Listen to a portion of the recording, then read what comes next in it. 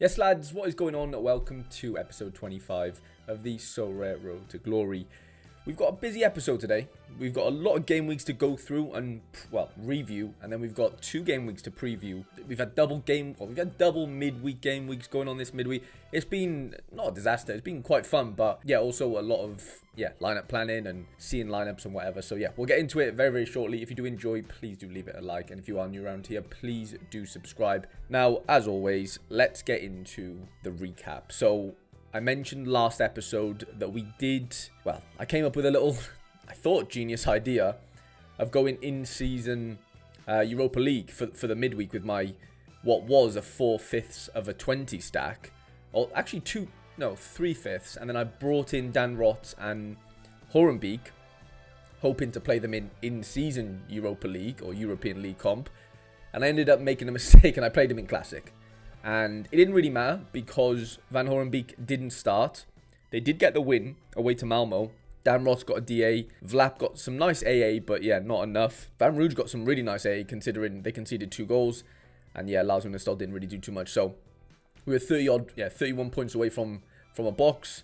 Yeah, miles off it. I made a mistake. I obviously didn't go into in season. I don't think it would have mattered.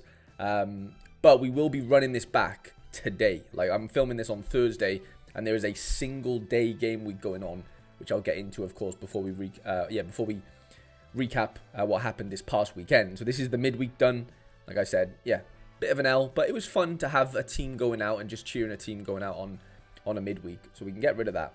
Then next up was this weekend. So 20 didn't play because they played in the midweek. So we were really slim pickings for the weekend. We had 2 lineups, both in Challenger in-season Division 4. And as you can see, 307 points. De Kaiser with a bit of AA. Didn't get the clean sheet, unfortunately. That was on Friday night. Mirani with an okay score. Patrice bringing in a 25 AA in a 1-1 draw is very encouraging. Brahimi, honestly, this guy must be the most unlucky assister in the league. He just never seems to get the assists, but gets a ton of attempted assists and big chances created. 2 shots on target. He does everything but get the decisive, that man. Hopefully that'll change this weekend. Ferrer with an average score there. I think we did get into we got into a box. I think it was 1 essence. I'll update you on the box situation at the end. And then this was our secondary lineup. 296 points. So both lineups scored very, very similarly. Goalie scored basically the same AA. Royson with a nice bit of AA, considering it was a 1-0 loss, for Denda. I said I wasn't scared of the Liège fixture, but they did end up getting the result. So fair play to them. But yeah, some nice AA for the stack apart from Big Kobe Cools. We did debut Baby Coops on the weekend, 18 AA. But I am a bit worried that he went off injured. He went off at 60th minute. It might have been rest. If there was anyone watching the game, watching this right now, please do let me know if he is injured or if you know he's not. I try to do a bit of research. I'll have a look on Predictify as well, but I don't think Eredivisie lineups are out yet. But anyway, he debuted, and then we did captain Big Brekalo, 5-4, and he didn't get a decisive. You know your luck's out when that happens, don't you? So, yeah, it is what it is. I think we got, 2 boxes, and we kind of just, moved on. Like I said, we were very much slim pickings. No Cham, Trabzonspor weren't playing. No Banzer, of course. No 20.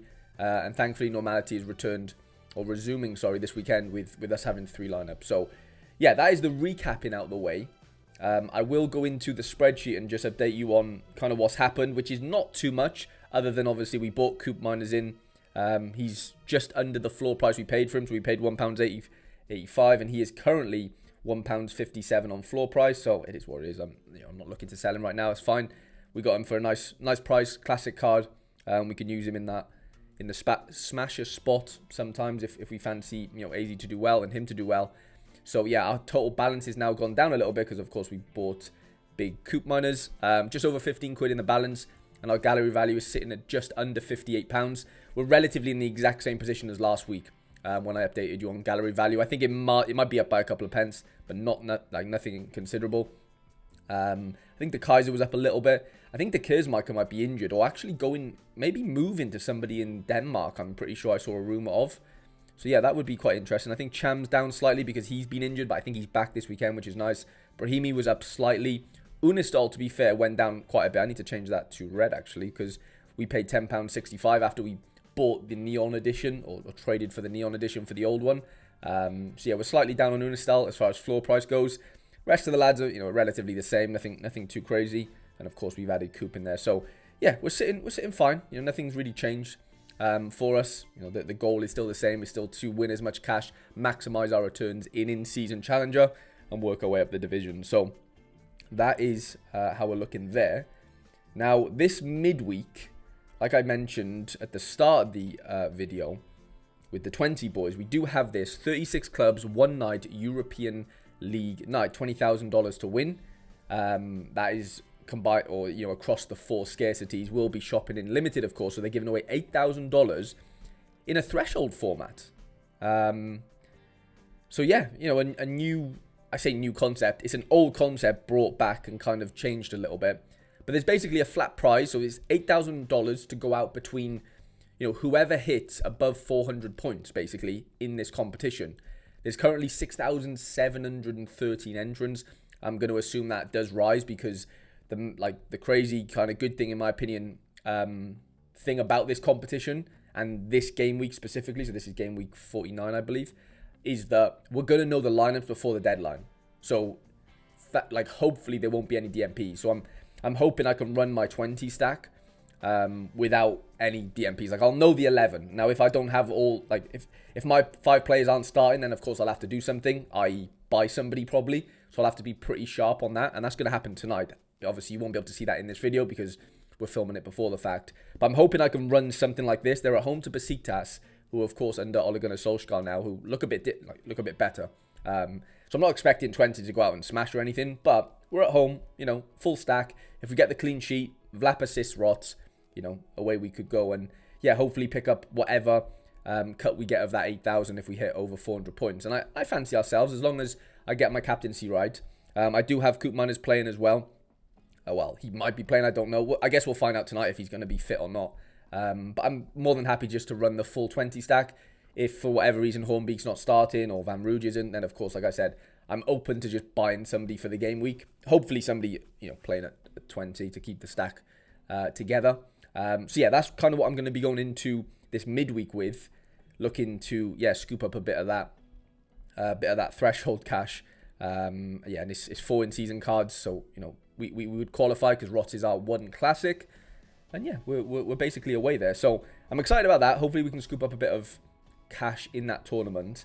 Now, looking ahead to the weekend, which is game week 50, let me go down to Challenger in season. Let me toggle this to limited only. And like I said, we are back to normality in that we do have 3 goalkeepers going out. Now, I'm a little bit concerned why big Verips is out right now. I mean, it's only Thursday. I'm not reading into that too much, but I am a little bit worried. So I'm going to go over to Predictify and just see what the Dender situation is. Oh, no, okay, he's 95% on, so I don't think there's anything to be worried about. There's nothing in the notes either, so yeah, I can't really read into that. That'll probably, well, it definitely will change on Sorare data. It's very early on before the game week starts anyway, so nothing to be worried about there. But unfortunately, all our goalkeepers are away from home, which is just not what we want to see, is it? Go Ahead have been really good. 20 are playing tonight, so there could be a bit of fatigue in that game potentially. I'm sure they play Sunday. And then, Dender play away to Charleroi. And then De Kaiser's away to Nekbrada, who, are quite heavily favoured there, aren't they? So, on paper, the 20 fixture is the best one. But, Go Ahead at home have been exceptional. So, that I wouldn't be surprised if that game's 2-all, 3-all or something, because there's definitely goals in that game, I'd assume. My best case scenario here, I think, is one of my goalkeepers just gets a lot of AA. Similarly, in this game, 18 AA, 20 AA. I'm not expecting a clean sheet from anyone, but I think I am going to back the Dender boys away. Ignore this Dean James. He's going to be a giveaway card. He's not part of the Road to Glory. So let's go Royson and Verips. I'm not sure if I want to go double Dender defensive stack. I'm quite happy to keep it as those 2 for now. Now in midfield, I did mention Cham is back, I believe, if we go on to Super League, Trabzonspor, and he's 90% on, so he's recovered, which is great, and as is Banza, and they play away to Kayserispor, who are basically bottom of the league. Maxim is at home to Gala, which is a tough game. I think I'm going to have to go the Trabzon boys as a little midfield forward stack, so Banza and Cham in there, and now we need to play an in-season card now because we have already played our classic Cham. So we either go Vlap, who, we obviously do like Vlap around these ends. Bilal Brahimi's away to USG, not an easy game if you're looking at the bookies odds. Brekalo's away to 19th in the league. Adana Demirspor, which is not terrible, is it, really? Then we've got Louis Patricia. I mean, it's kind of slim pickings, isn't it? I don't really care if I split up the 20 stack, to be honest. So I think I'm just going to go Vlap. Like, that is probably my best 5, roughly. You could argue, playing the 20 boys is maybe a better shout. But I am quite, sort of cautious they're going to concede a couple. Not to say Dender can't either. But I don't know. I just got a feeling that, what's his name, Unistal's not going to get the AA that I'm kind of want him to get. So we'll play him in the secondary lineup for now. I mean, Coop has a good fixture away to Willem too, as long as he plays. So we'll need to sort of, see how that looks shortly. So we could go Rots as our classic card here. And then we could basically fit in maybe a Ferraro, or maybe Dekai's Micah if he's fit. But like I said, he was out last game, so I'm a bit worried about that. So let's go Ferraro there. And we need another class in season. I'm tempted to just run the whole 20 defensive stack as like a, if it pops, it pops type of thing. Chances are go ahead are probably going to score, which is going to dismantle that. But, I don't mind taking that risk there because I'm probably not going to play. The, what's his name, Van Horenbeek in this lineup outside of like the stack. I think we just might as well just keep it together. So let's keep the Hercules boys together. We might have to go Engels if we don't know anything about the Kazmaika.